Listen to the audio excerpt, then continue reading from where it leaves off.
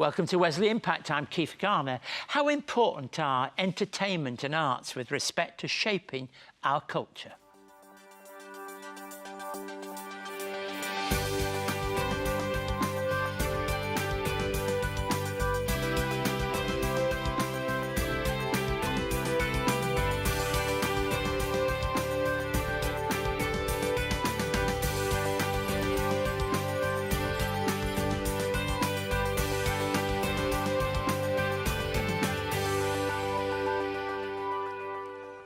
Thank you for joining us today. Entertainment and arts have always been important in terms of a society. When we look back for thousands of years, or even just 2 years, we see the different ways in which expressions have helped to shape the way people see the world and define our understanding of the world around us. Looking at the work of great artists such as Michelangelo, poetry and hymns by Charles Wesley, some of the great writers like Dickens, who was influenced in many ways by stories of the Christian faith, and of course contemporary Christian writers in the last century such as C.S. Lewis and many others. There's no doubt that the arts can be, and indeed have been, used as an expression or a lead of connection to people's lives to God. Today I'd like to look at the role of the artists and their part in helping create works and help to define our culture. We'll be joined by Ryan Day, who will sing for us a 2012 interpretation of some traditional hymns, but one in particular today, You Are My Vision. And as I turn to the New Testament, I'll be looking at the visit of Jesus to the synagogue and how he brought healing to someone who'd been ill for 18 years. Now that really is a long time. I imagine today we'll be looking at the arts and talking about the role of the artist, and it's that person's interpretation of the world events that lead to the creation of the art that they bring. Here at Wesley Mission, we encourage the people we come into contact with to express themselves in many different ways. One programme that we run in our disability services work encourages young people to use painting and drawings as an expression of themselves and to give us an insight into how they view the world around them. Let's look at that story together.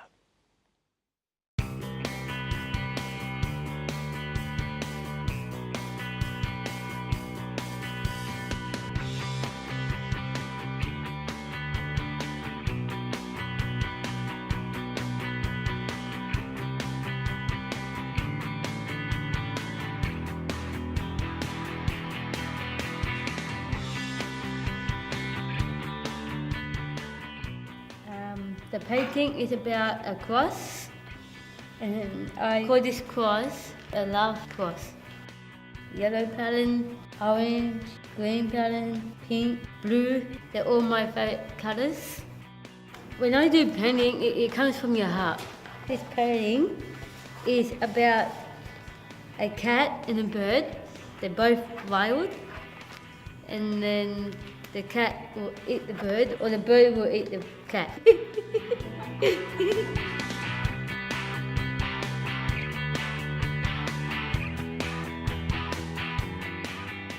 I am a children's picture book illustrator and a portraitist. I was quite interested in advocate the people with disability and also the carers. So I really wanted to join this project to assist people. But also I wanted them to find the joy in draw and have fun and share joy with others. And above all, now, today, they take initiative. I'm sure they can draw without me. That's a wonderful thing. Yes.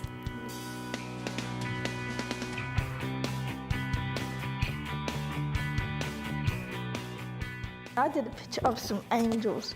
They're angels and one's white and one's black because God isn't a racist. And they're saying we love God because God loves everybody. I used a gold colour for the halos. I love art because it allows me to create the pictures. I'm going to be much better and happier with, thanks to Wesley Mission.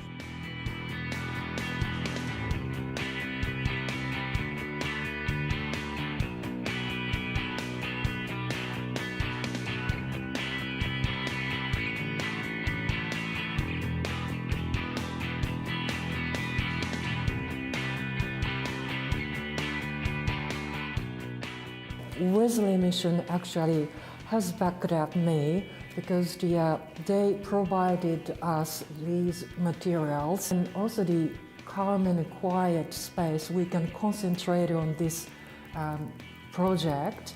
Thank you for the Wesley Mission. Really, thank you very much indeed.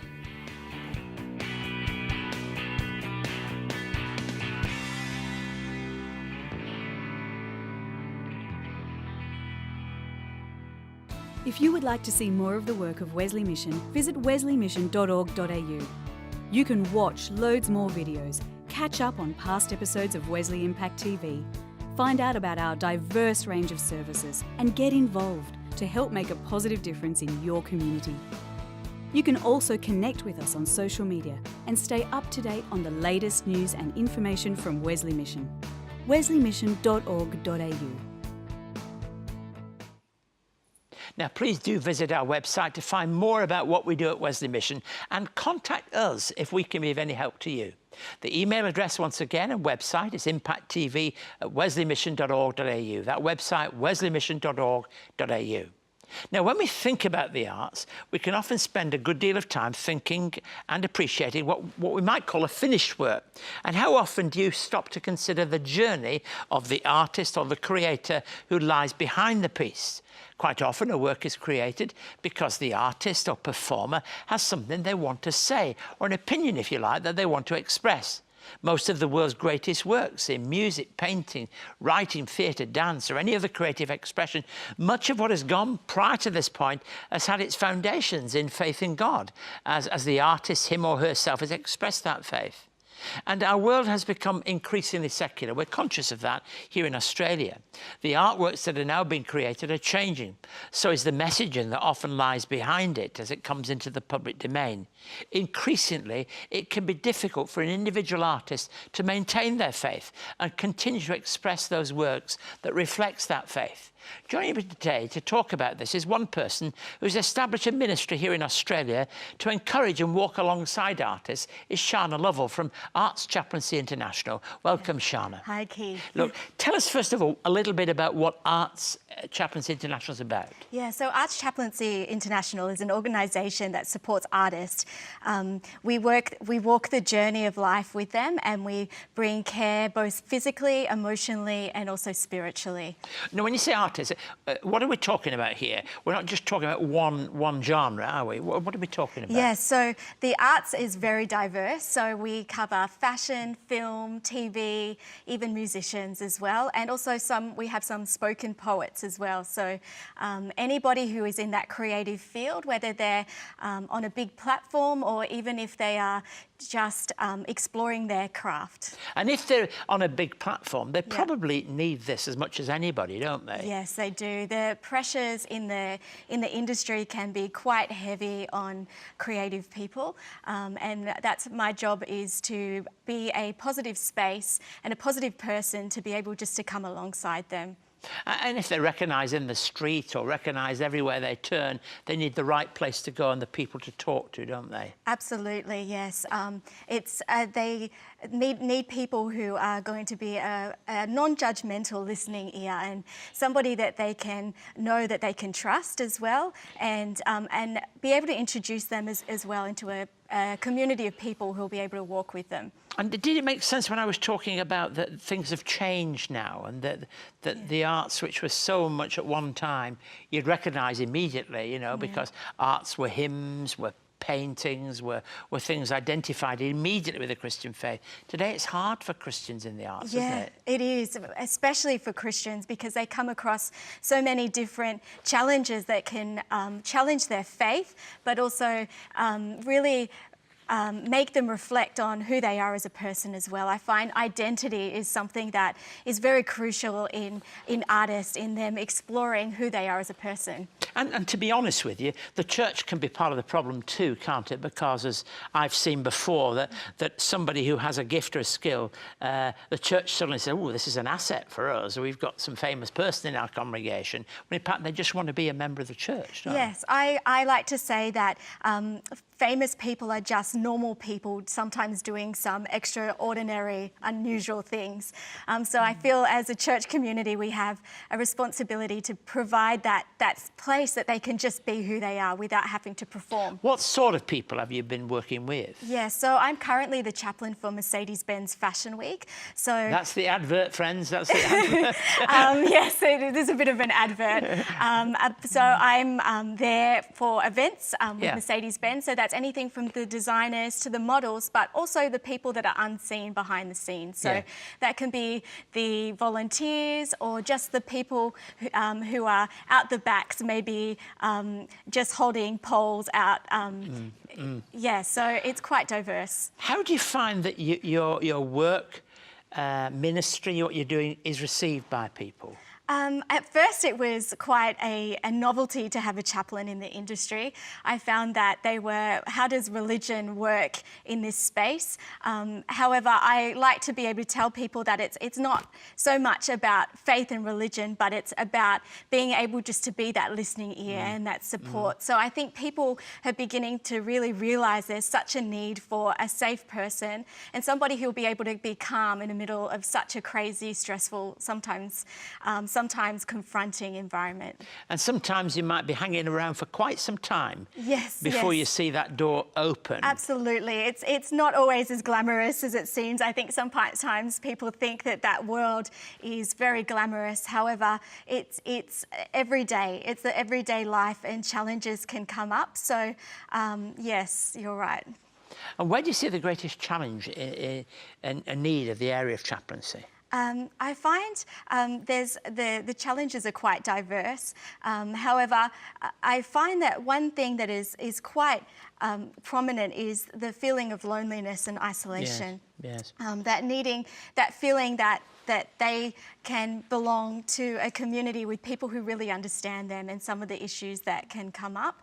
And also just being in a high pressure situation as well, that can also have its challenges too. Well, thank you very much for joining us. We shall think about you. We hope that ministry will be there. People will be able to log onto our website and see what you're doing and some of the things that are important. And it's good to see someone following her own convictions and supportive alongside people. It's another way in which people tell a story, really, in modern times. Please welcome now Ryan Day to join Craig and the band to sing You Are My Vision.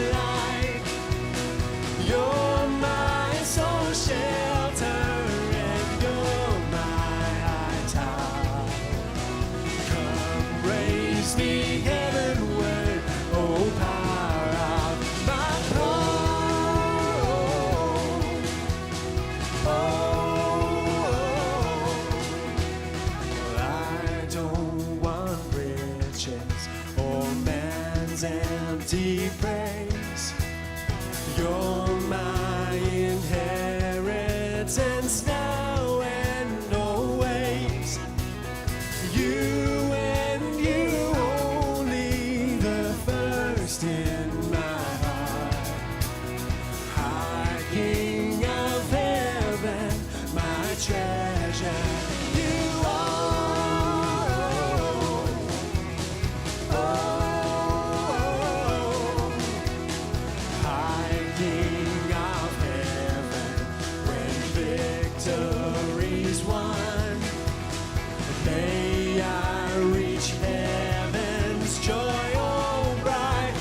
son. Heart of my own heart, whatever before, still be my vision, O ruler of all. Heart of my own heart, whatever before, still be my vision, O ruler of all.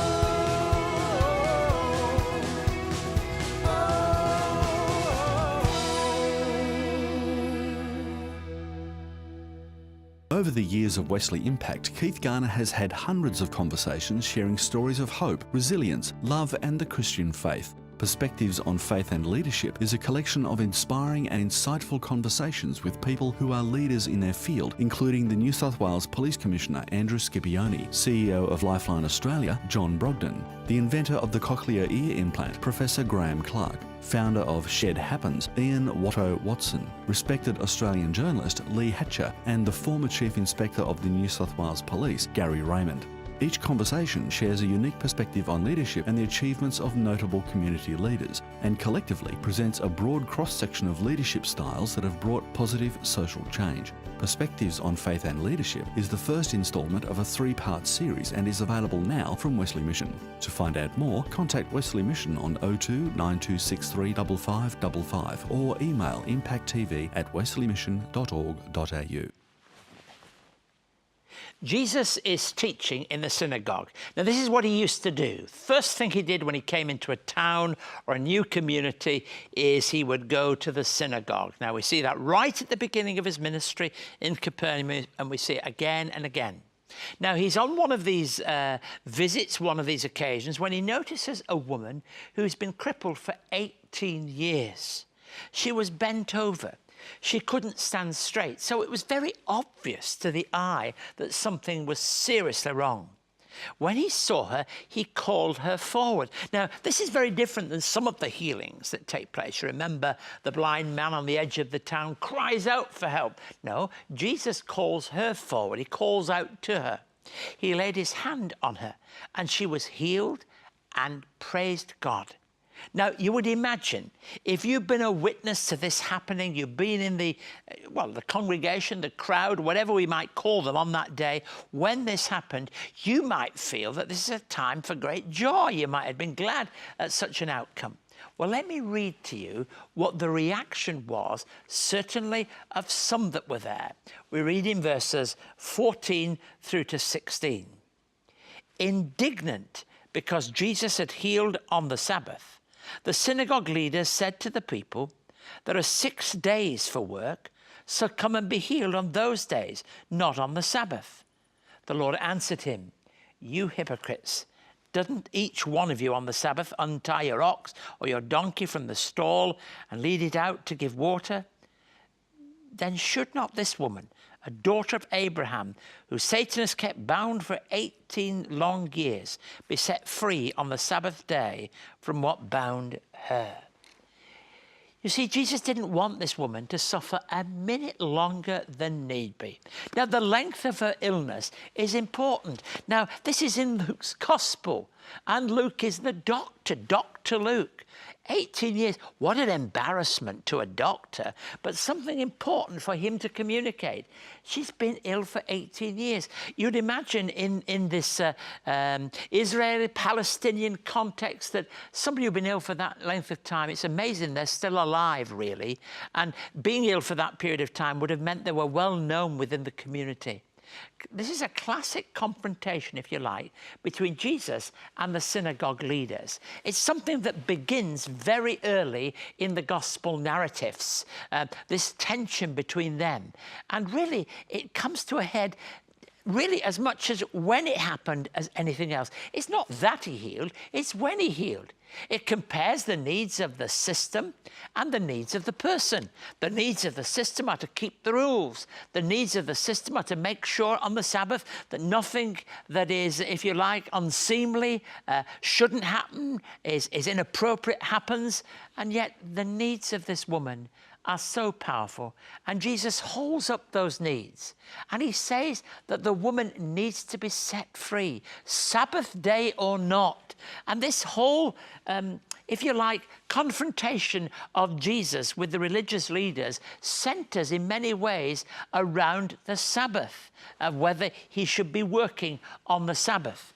Now, verse 17, the verse that carries on from what I just read, tells me that although they felt indignant as religious leaders, though they felt that this was the wrong thing to happen, that's not the reaction of everybody.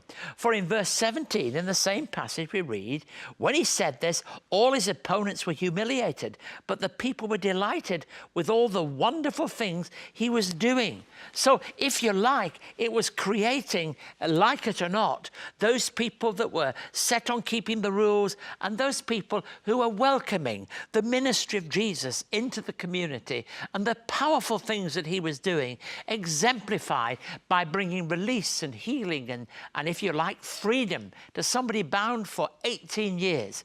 And at the same time, doing the works of God, because that really is important. Not just keeping the law, but doing the works of God.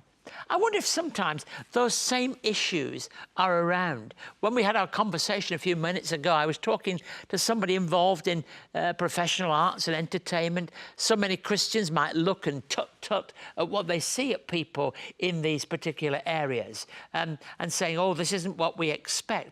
They're just replaying, if you like, what the religious leaders of the days of Jesus were doing, who were expressing their tut-tuts in terms of what they thought was appropriate and what they certainly thought was inappropriate. You see, Jesus is prepared to cross the line. Jesus is prepared to confront the situations that need to be confronted. But why? Because his compassionate heart was reaching out.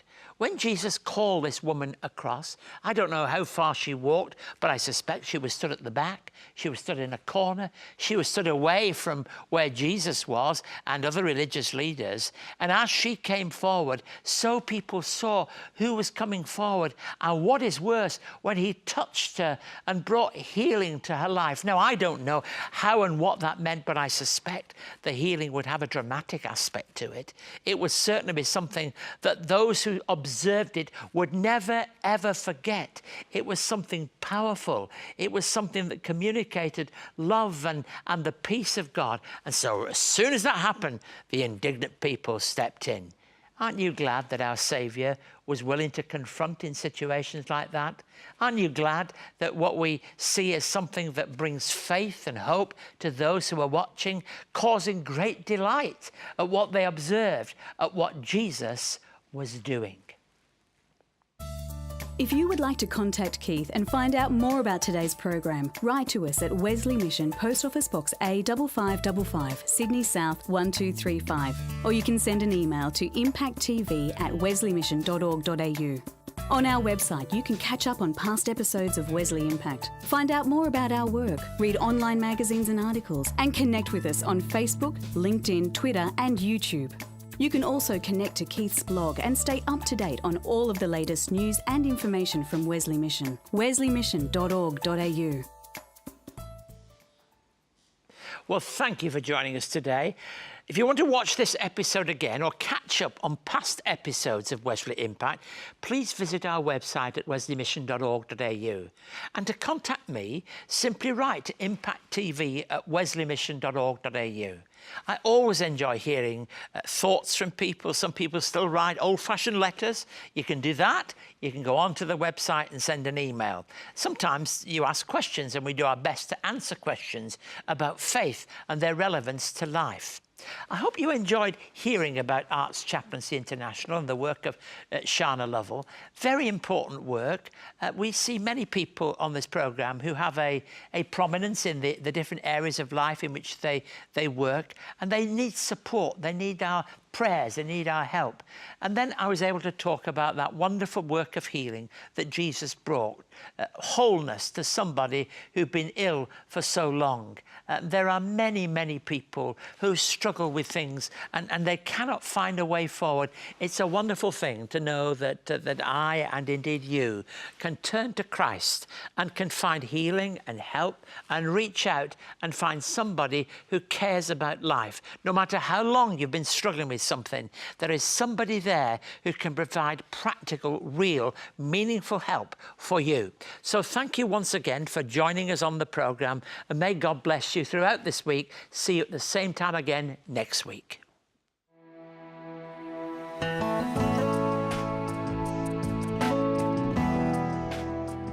Wesley Mission helps more than 500 people each year through our Wesley Disability Services. To find out more, visit wesleymission.org.au.